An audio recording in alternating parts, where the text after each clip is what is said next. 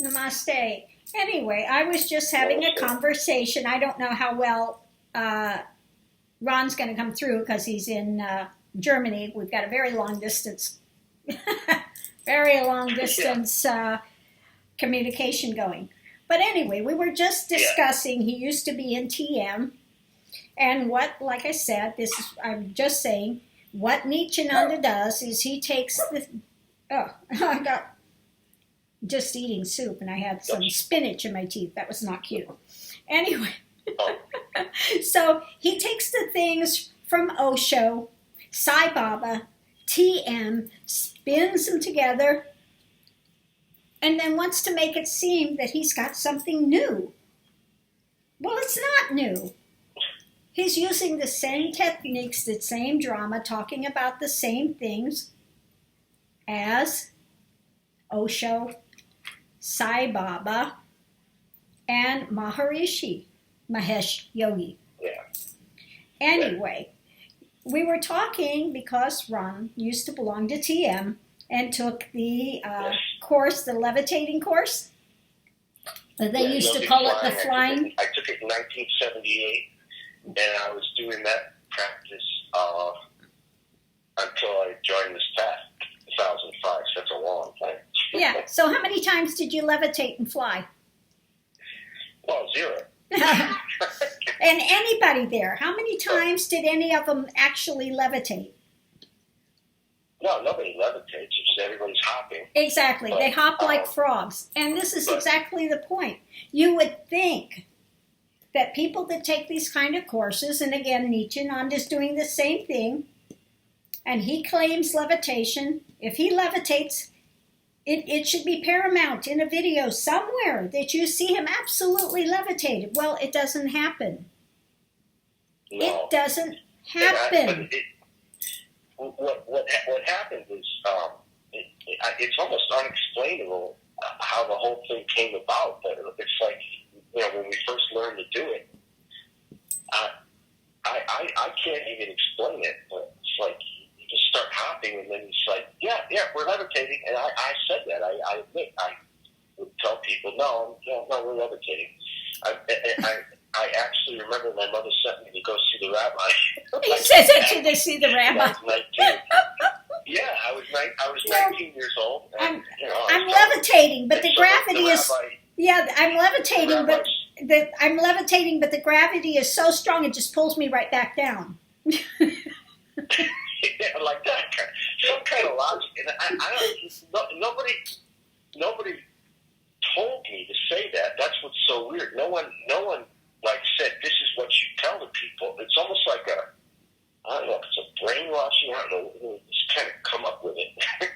Well, of nobody course. told me to say these things, and I just did it anyway. Maybe in an allegiance to try to get more people into it. Well, to try to convince yourself that what you're doing is right and that you are getting that from it because you've paid the money for this, obviously. So I'm going to convince myself that I'm actually levitating. Okay. But there's no levitation. But one thing I was thinking about, and this has got to be where they're coming from. When I learned to meditate, instantly, it was phenomenal. When I learned to do the TM, just paid my money and learned it. You just go very deep, and it's like nothing that ever happened, ever before in my life and for a lot of other people. Mm-hmm. And then from meditation,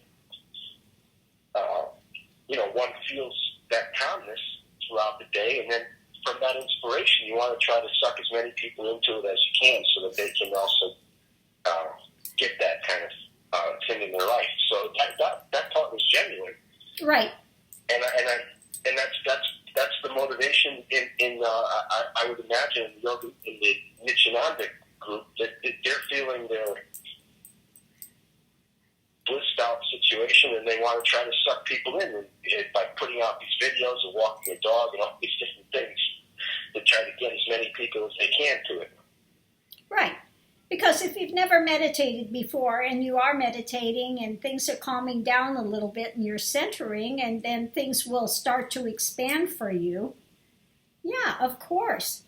Greatest things ever if you've never experienced it. But again, a lot of these things can happen and these openings can happen because you're surrendered into it. It has nothing to do if when you got a fake guru that's telling you, you've accepted that this can be done.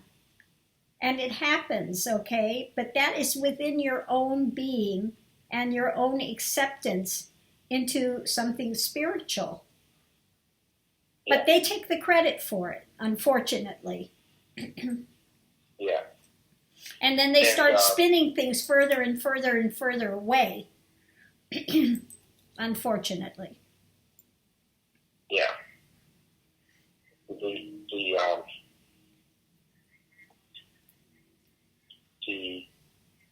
I probably, I don't know, like in TM compared to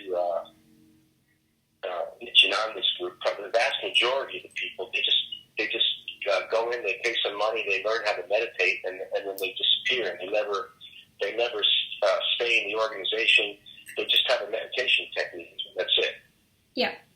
And they don't get involved in the philosophy and yogic flying and this and that, and this course and that course, and more status in your life, and get involved like that. Well, that's it, and that's the danger of ones like Nithyananda. He's going to continue to give course after course after course until he drains your bank account, 100%. Okay? Yeah. Yeah. And then you're of no further use to him. And this is the problem. And that kind of thing was also actually in TM too. That kind of, for the people that did get into it, that's sort of, there are some similarities. Although their group, Nithyananda's group, with telling people to go on the attack, that's just like the lowest of the low. That's just below any other group out there. Well, again, when you have a guru that sanctions that type of activity, it tells you where they're coming from. Okay? No avatar, no genuine spiritual guru will tell people to go out and attack others. Just doesn't happen. Doesn't happen. Those are not the actions of a genuine guru, let alone, a guru, and definitely not somebody that's claiming to be an avatar. And neither does an avatar come on a planet to liberate people from their money. Okay? They come to liberate the spirit. It has nothing to do with money. Absolutely not. Okay? Right. Yeah. So it's just, when you see these things happening and people being taken advantage of by somebody that's scamming them like that and conning them, I'm not saying they're not getting some genuine experiences. Yes, if you open yourself up to spiritual progress, you will have some experiences, and they will come, and maybe they will be genuine. Right. Like I'm happy to be where I am in this path, and as you pointed out, in my case with TM, it readied me for this path. Right. And even though I was brave, I really was, and you see, when I came, I was completely screwed up in so many ways. You were, yes, a little screwed up, wearing all the sesame oil and couldn't say Om, and I mean, there were so many things that had to be undone and backing you out of so that you could progress. It took a while, but it's good that, you're going forward and things are taking place for you. Absolutely. Or maybe a comment from like my sister, for example. It's not like they considered me to be evil when I was in TN for 28 years, right? Right. But then all of a sudden, when I joined this path, and after some time, my sister said to me, I can actually talk to you now. Yeah. And she, and the family really noticed a big difference between when I entered this path and, when I was in TM. But the point about being in TM is that even with all that even with being in this brainwash like that, the family still liked me. I mean, they probably thought I was a little strange, but they liked me. Right. We still got along. My mother always loved me then. She loves me now, etc. And Exactly. so the same thing with the Nithyananda people, even these ones that are, deeply in that group. There's hope for them. There is hope. There is hope. Unfortunately, though, when you're going to somebody like Nithyananda and he's draining bank accounts, this can cause a lot of friction in families. Like I said, I recently spoke with somebody that their family members, some of them are going to Nithyananda, and they keep going to India, they go to, Bangkok or whatever, they're having these intensives going and draining the bank account. I mean, it's not a joke. And so, of course, this is going to cause friction in a family. How can it not? Yeah. Right. And when they're coming back and touting all this nonsense and they're not really seeing things improving in their lives, in their relationships with others, etc., and they become more resistant and more, closed off in this Nithyanandam spin that they've got themselves into. And that part of it is sad. Because no genuine path is going to pull you away from your family. Absolutely not. Right. And I guess that's now if I were to compare TM with Nithyananda, that would be, in their case, I could see that they're actually the families are possibly splitting up a bit from this. Well, that's the reports I get back from people that have been in Nithyananda organization, or they have families currently in the Nithyananda organization, what's taking place. I can only report on what I hear, what I get back from people that are actually there. So what people are saying and the experiences of the people that I have spoken with, they are not beneficial. If he were, I don't care if it was a fake guru, if he was actually giving something that's going to benefit them long term, no problem. No harm, no foul. But again, when you get somebody that's selling courses, and they could gain whatever experience they're gaining without paying thousands and thousands and thousands of dollars, and continuing to be hooked, and continuing to divide and saying, oh no, you can't hear something that that speaks anything against him. That's a cult. We have personality worship. This is personality worship of Nithyananda, not the truth that he's presenting. Now, when students come here, is there personality worship, or are you taught to go to the truth? Has nothing to do with me. Correct. 100% correct. Yes. Right. When people come and they want to do pranam and stuff, I try to get them not to do that, because this is not about personality worship. What I am, you are. You just have not discovered that truth yet. Right. And when you put somebody on a pedestal and give personality worship, this is cultish activity. Right. Exactly. I did note that in the video. She said it's the greatest incarnation that has ever graced the earth. Exactly. And so you set them up as a god, to be worshipped. Yeah. A genuine guru doesn't set up as a god to be worshipped. They try to get you to turn inward to discover that eternal truth within yourself. So you yourself will be liberated. Not by your persona. He is saying as a persona he's going to liberate you. No, that is a cult. That is cultish, 100%, straight down the line, cult. Yeah. In this path, the students report, including myself, some glimpses, mine skilling in that direction or skilling just some glimpses of that.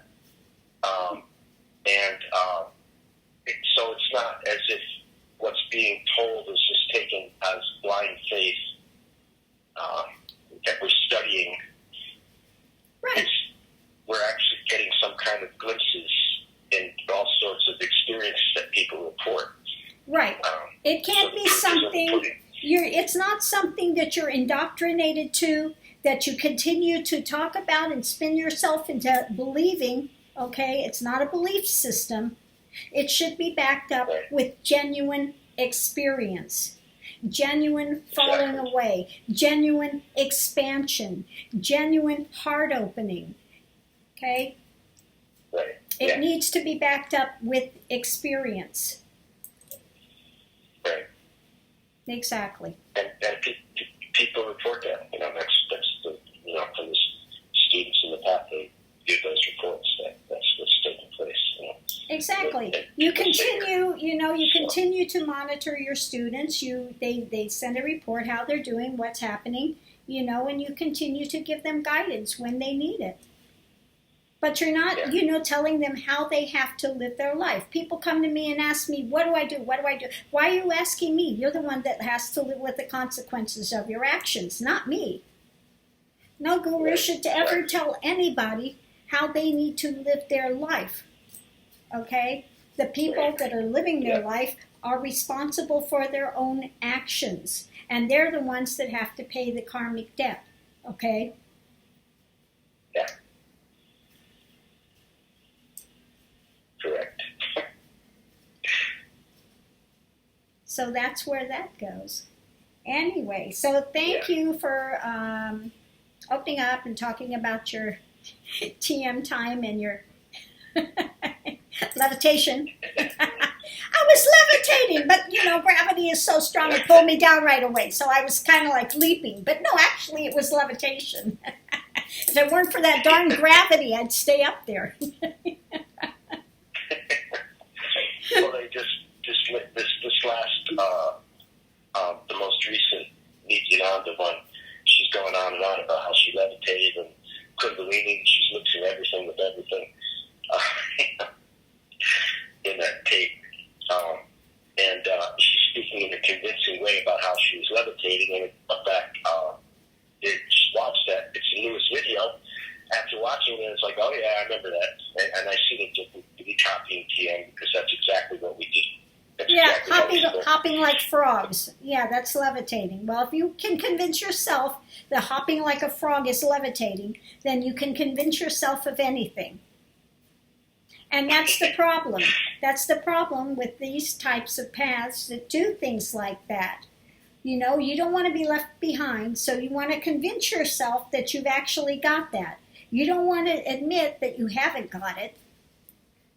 So you're going to make up and you're going to categorize and convince yourself of these things. And that's very sad, because you're not being honest with yourself. And what's the first thing I say here? Honesty, integrity, transparency. First three things you have to learn on this path. Honesty, integrity, transparency. Not making up bullshit stuff to prop up your ego. That's exactly the wrong direction to go. Yeah, there's definitely lots and lots of mistakes that I had benefits from those years with TM, but at the same time, lots and lots of mistakes, lots and lots of karma.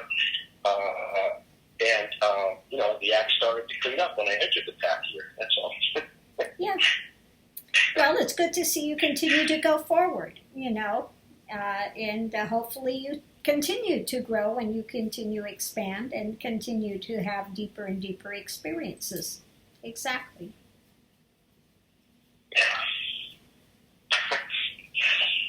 Oh.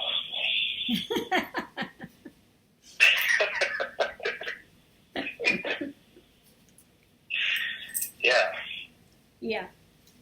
People there think it's bullshit here, but we have students that when they come, they go into an absolutely altered state when they get in the presence here. Totally. You see people, the people that they come and say, oh, I want to see you for a second. And they sit down in the chair and all of a sudden they're gone, they're like... Totally. And the thing is that the altered state is not, I'm here in Germany quite frequently in my short trip here. It's the same type of thing. And it's the unexplainable, Yeah, you can't explain this to people, that when there is a connection between the guru and the sadhaka, when the sadhaka comes and the guru is in still mind, they will go into a still mind. It will, calm them, and they will have expanded states and other things that take place. It's not something that the guru has to try to do. It's, it's just simply what takes place. It's a natural occurrence and happening. That's all. Yes, that's correct. But it's not something that one takes credit for and say, look what I did. I put you in an altered state. No. It's just being around that energy, and because of that consciousness is in that still state, it helps to pull you along into that stillness, into that expansion. That's all. Yeah, and it's, the students that stay connected, which they do. So it's like an ongoing sort of a thing. Exactly. It's an ongoing thing. But the closer they are in your presence, the more that they, get pulled within. That just simply happens. And that's why they say, you should spend some time with your guru, when you get the opportunity to do so, because it can move things along for the sadhaka. It's what? I said, if you get time to spend time with the guru, it's good to do that because it can pull things along for the sadhaka. It can it can speed up their journey. It can make it, things go a little quicker for them, pull them in, expand them, do whatever needs to be done. Yeah. Yeah, that's a classical thing that Ramana says, and Nisargadatta would say that. Yeah, because it's the truth. It's simply what happens. It's not something that one has to attempt to do. It's not an externalized thing. It just takes place automatically, spontaneously, when there is that connection and bridge built. There's an energetic connection, and it just simply takes place. But it's not something that any guru should sit there and take credit for and go, look what I did. I'm an avatar. So maybe I should go find a Nandi to sit on. I should go find a Nandi to sit on so I can get those blessings. Because it doesn't work unless you're sitting on it, and unless you're sitting on a statue of a bull.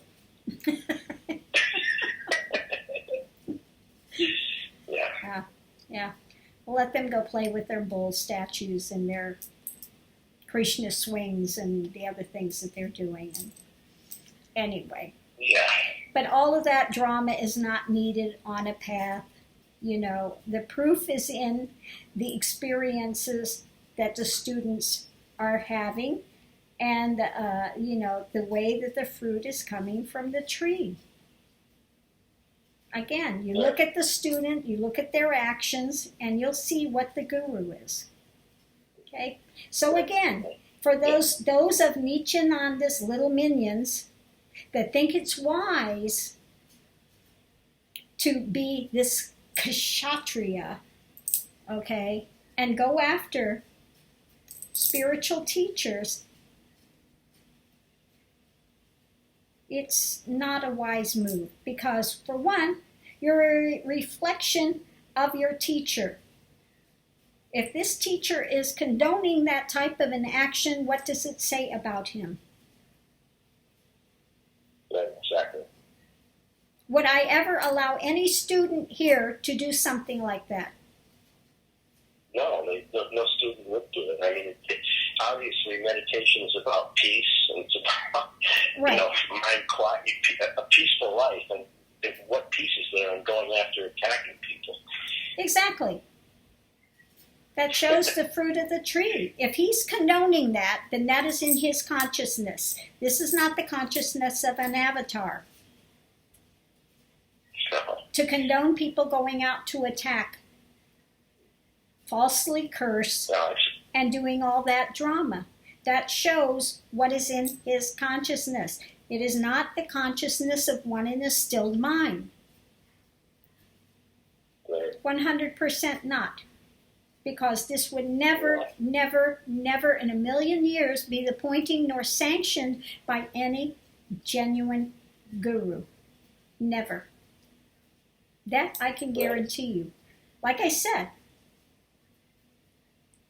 I look at Nithyananda, and when I see a fake, and I see a fraud, and I see a con man, I'm going to warn people, 100%. I will go out and warn them.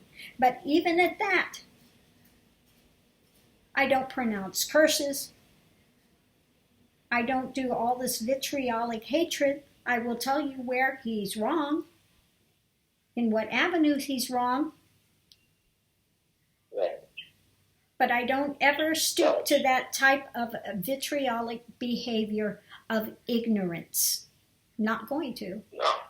Okay, never. Which is that woman on that tape. Like I said, I wish her good luck. I don't wish any harm on her. No, of course not. Her actions are not wise. Exactly. She's been brainwashed. You can't be, hating somebody that's brainwashed, okay? We don't hate any of them. I feel sorry for them that they're caught in that they're being taken for every penny they have, okay? I feel sorry for that. Because genuine spiritual paths, you don't have to pay money for them. And genuine spiritual experience is never bought by the dollar. It's not bought by the dollar. You cannot go out and purchase it. If you're purchasing it, you're purchasing a counterfeit of it. Okay? Yeah. I want people to have genuine spiritual experience, not counterfeit. Right. Okay? So we'll leave it there. Thank God. I'm surprised we had this good of a connection. Usually it's in and out. So the universe is working with us on that and putting a good, and actually good connection in place. And the call hasn't dropped a couple seconds into the call, which it usually does, to Germany. So again, the universe is just opened that door for this to be spoken about, and thank you for your time. Yeah, thank you for calling. Yeah. Talk with you soon. Okay. Okay. Namaste. Bye-bye. Bye. So we're going to close this out for now. And again, if you're doing a program of levitating, and you're not actually levitating, if you're hopping like a frog, that's not levitation. Okay, maybe you think you're levitating in your mind, okay? But again, good luck with that. This is not to say that phenomena and things don't happen. Yes, in a genuine Kundalini path, some things can happen. Like I said, I've been driving a car, and the next second I know, I was in Hawaii, next second I know, my consciousness is above the trees. And you're seeing from that perspective, okay, these things happen. They happen, they can happen. I don't discount it. Absolutely 100%, they do take place. So we will close this out at this moment, and I thank you for tuning in and watching. Namaste. Have a great evening. Bye.